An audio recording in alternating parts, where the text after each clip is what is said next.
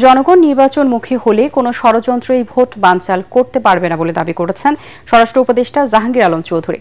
প্রধান উপদেষ্টার ঘোষিত সময় ফেব্রুয়ারিতেই নির্বাচনের জন্য আইন শৃঙ্খলা বাহিনী সব ধরনের প্রস্তুতি নিচ্ছে বলেও জানান তিনি। গাবতলীতে বিএডিসি হিমাগার এবং দারুসালাম থানা পরিদর্শন শেষে সাংবাদিকদের কাছে এসব কথা জানান উপদেষ্টা। GM তসলিমের report. বাংলাদেশ কৃষি উন্নয়ন কর্পোরেশন বিএডিসির হিমাগার, কেন্দ্রীয় বীজ পরীক্ষাগার ও সবজি বীজ পরিক্রিয়াকরণ কেন্দ্র পরিদর্শন করেন স্বরাষ্ট্র ও কৃষি উপদেষ্টা জাহাঙ্গীর আলম চৌধুরী।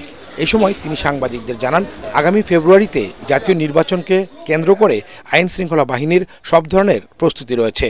যেভাবে নেওয়া দরকার আমরা ওভাবে প্রস্তুতি নিচ্ছি। আল্লাহ দিলে ফেব্রুয়ারি মাসে নির্বাচন করতে আমাদের কোনো ধরনের অসুবিধা হবে না।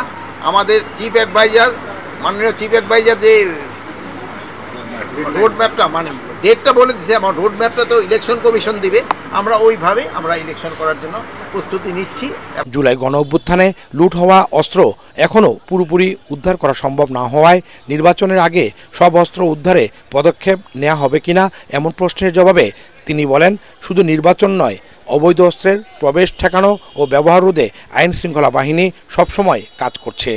আজকেও কিন্তু অস্ত্র উদ্ধার হয়েছে।